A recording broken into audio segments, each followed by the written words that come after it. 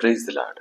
యేసయ్య అతి పరిశుద్ధమైన నామములో మీ అందరికీ వందనాలు. ఈ యొక్క దినలేఖన భాగము యెషయా 40వ అధ్యాయము 28వ వచనము. మీకు తెలియలేదా, నీవు వినలేదా, భూదిగంతములను సృజించిన యెహోవా నిత్యుడగు దేవుడు, ఆయన సొమ్మసిల్లడు, అలయడు, ఆయన జ్ఞానము శోధించుట అసాధ్యము. ఈ లేఖన భాగంలో నీకు తెలియలేదా, నీవు వినలేదా, ఇవి ప్రశ్నలు వేస్తున్నట్టుగా ఉంది.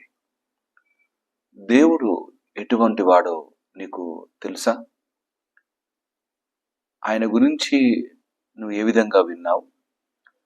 మనము వినేదాన్ని బట్టి, చూసేదాన్ని బట్టి మనం ఒక వ్యక్తి పైన కానీ, ఒక పరిస్థితి పైన కానీ ఒక అవగాహనకు వస్తాం.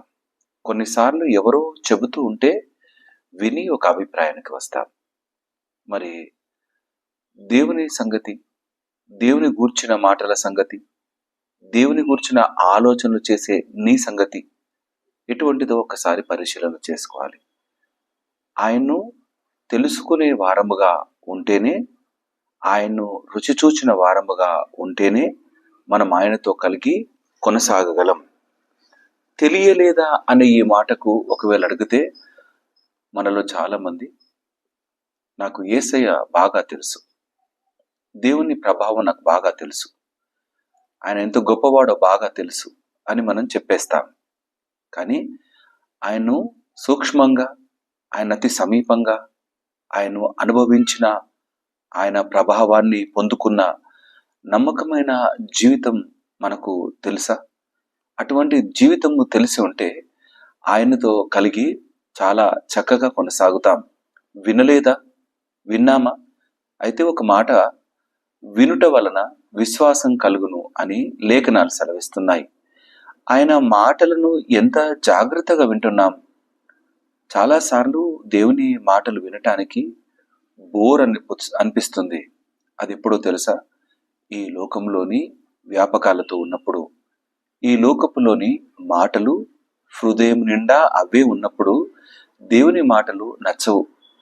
ఈ లోక ప్రయాణం కాదు, నాతో కలిసి ప్రయాణం చేయాలని దేవుడు బోధిస్తూ ఉన్నప్పుడు ఇష్టపడము. ఒక ధనవంతుడు వచ్చి నేను నిత్యరాజ్యంలోకి చేరాలంటే ఏం చేయాలి అని అడుగుతున్నప్పుడు ఆయన అంటాడు, నీకున్నదంతా అమ్మేసి బీదలకిచ్చి నన్ను వెంబడించు అన్నాడు. అడిగినాడు ప్రశ్నకు జవాబు చెప్పగానే ముఖము చిన్నబుచ్చుకొని వెళ్ళిపోయాడు. నచ్చలేదు సమాధానం. వినటానికి, ఆ మాట వినటానికి ఇష్టపడలేదు ఆ ధనవంతుడు. మన జీవితాల్లో కూడా చాలా సార్లు వినడానికి ఇష్టపడకుండానే యేసయ్యను వెంబడించడానికి ప్రయత్నం చేస్తాం. యేసయ్యను వెంబడించాలంటే వినాలి. వినుట వలన విశ్వాసం కలుగును. విశ్వాసం కలిగిన వాడు ఆయన ఎలాంటి వాడో నమ్మకంగా ఇంకా అతి సమీపంగా తెలుసుకోగలడు. అబ్రహామును, నీవున్న ప్రదేశాన్ని విడిచిపెట్టి నన్ను వెంబడించు, నాతో రా, నేను చూపించే దేశానికి అనగానే ఒక మాట విన్నాడు, బయలుదేరినాడు. ఆ వినిన దాన్ని బట్టి అబ్రహాము అంట అతనికి నీతిగా ఎంచబడెను అని లేఖనాలు రాయబడతాయి. మనము వింటే నీతిమంతులుగా మార్చబడతాం. వింటే విశ్వాసం కలిగిన నమ్మకమైన జీవితంలో కొనసాగుతాం. ఆయన జ్ఞానం మన వరకు అందుతుంది. ఆ జ్ఞానంలో నమ్మకంగా జీవిస్తాం. మనము వినకపోతే ఎటువంటి వారముగా అయిపోతామంటే, ఆయన్ను నమ్మకంగా తెలుసుకోలేకపోతే ఎటువంటి వారముగా అయిపోతామంటే, కయ్యోను అర్పించిన అర్పణ లాంటి బ్రతుకైపోతుంది.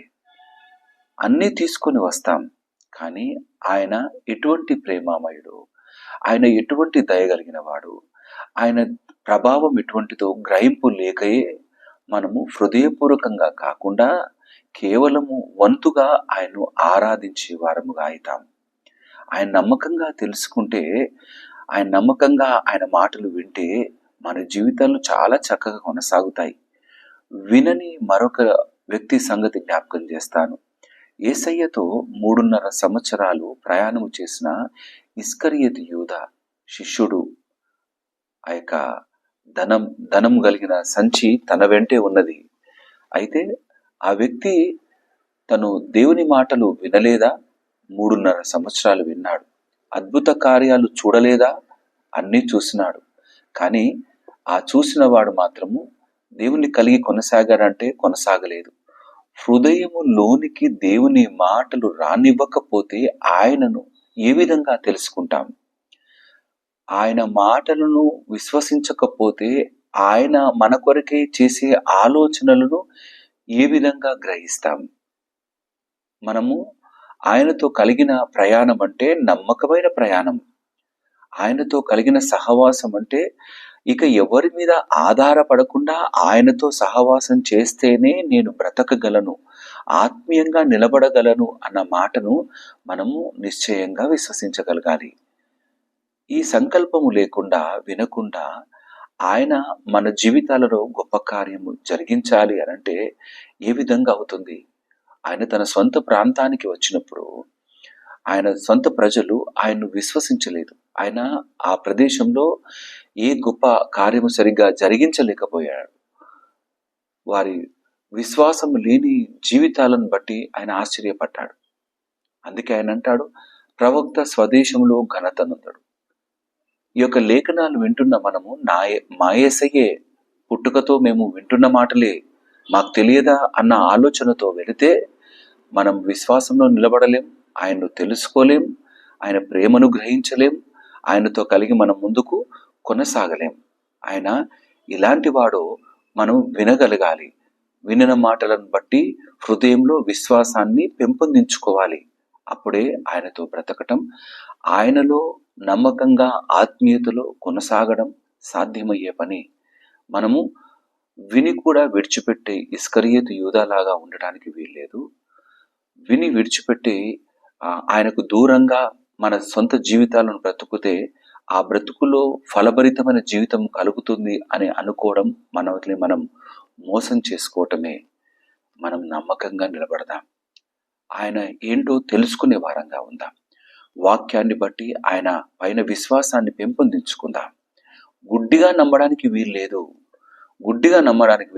లేఖనాలను మనం పరిశోధిస్తూ ఉంటే ఆయన ఎంత బలవంతుడు, ఎంత జ్ఞానవంతుడు, ఆయన మన కొరకే ఎన్ని గొప్ప కార్యాలు జరిగించినాడో మనము అనుభవిస్తూ కొనసాగలం.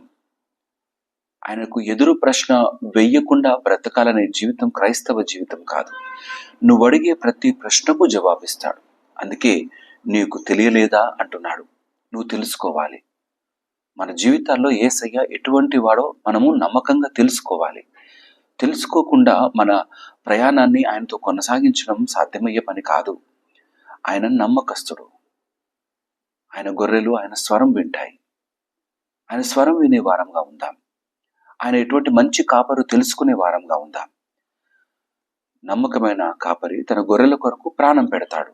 అట్టి నమ్మకమైన కాపరి మన కాపరి. ఆయన కలిగి కొనసాగుదాం. ఆయన గొప్ప కార్యాలను, ఆశ్చర్య కార్యాలను అనుభవిస్తూ కొనసాగుదాం. నిన్ను కాపాడడానికి ఆయన అలసిపోయేవాడు కాడు. ఆయన కంటికి రెప్పలా కాపాడుతూ నీ బ్రతుకులలో అనేకమైన గొప్ప స్థితులు కలుగజేస్తూ నడిపించేవాడు.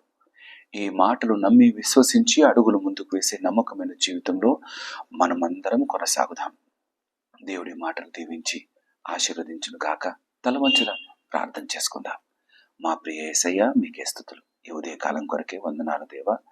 అయ్యా, మేము చాలాసార్లు తెలుసుకోలేకపోతున్నాం, గ్రహించలేకపోతున్నాం, నిన్ను అనుభవించలేకపోతున్నాం, నీ ప్రేమను రుచి చూడలేకపోతున్నాం. అయ్యా, మాకు సహాయం దయచి.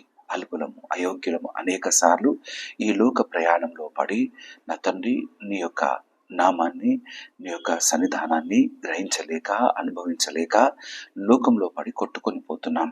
అయ్యా, నీ మాట విని నిన్ను గ్రహించి నీ యొక్క మాటలను హృదయంలో దాచుకొని పరిశుద్ధమైన, నమ్మకమైన, పవిత్రమైన, సారము కలిగిన జీవితముతో కొనసాగుటకు సహాయం దయచేయండి. అయ్యా, మా జీవితాలను కాపాడువాడవు నీవే. నీవు అలసిపోయేవాడవు కాదు నాయన. నీ జ్ఞానము గొప్పది. మా బ్రతుకుల కొరికి వేసిన ప్రణాళికలు ఎంతో గొప్పవి.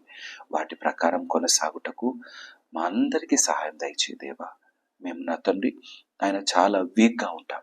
అయ్యా మేము నా తండ్రి కొన్నిసార్లు అల్పమైన విశ్వాసంతో ఉంటాం, కానీ నా తండ్రి మమ్మల్ని నాయన బలమైన విశ్వాసంలోకి నడిపించి నిన్ను నమ్మకంగా అనుసరించుటకు కావలసిన శక్తిని, బలాన్ని నా తండ్రి యొక్క వీడియో ద్వారా నా తండ్రి యొక్క వాక్యాన్ని వింటున్న ప్రతి బిడ్డకు అనుగ్రహించి బలపరచండి. అయ్యా, హృదయాన్ని తాకుతూ ఈ యొక్క మాటలు నా తండ్రి వారితో మాట్లాడమని ప్రార్థన చేస్తూ ఉన్నాను. నీకే వందనాలు దేవా. నీ జీవం కలిగిన మాటలు ఇట్లా ఈ విధంగా ప్రతి దినము వినుటకు, గ్రహించుటకు నా తండ్రి నన్ను ధ్యానించుటకు మా కొరకు ఇస్తున్న ఈ మంచి సమయం కొరకే మీకు వందనాలు చెల్లిస్తున్నాను. నా తండ్రి యొక్క వాక్కు ద్వారా దీవెనలు పొందుతున్న ప్రతి బిడ్డను బట్టి వందనాలు. తోడయండి, నీ కృపలో భద్రపరిచి నడిపించమని ప్రార్థన చేస్తూ ఈ దిన దీవెన ఆశీర్వాదాలతో నింపి ప్రతి బిడ్డకు కావాల్సిన అక్కర అవసరాల మహిమలో తీరుస్తూ ప్రతి బిడ్డ ప్రయాణంలో తోడుగా ఉండమని ప్రార్థన చేస్తూ స్తుతులు చెల్లిస్తూ యేసయ్య నామమున అడిగి ప్రార్థించి వేడుకుంటున్నాము నా తండ్రి. ఆమేన్. దేవుడి యొక్క మాటలు దీవించి ఆశీర్వదించును కాక. దేవుడు మిమ్మల్ని అందరినీ దీవించి ఆశీర్వదించును కాక. అందరికీ ప్రైజ్ ది లార్డ్.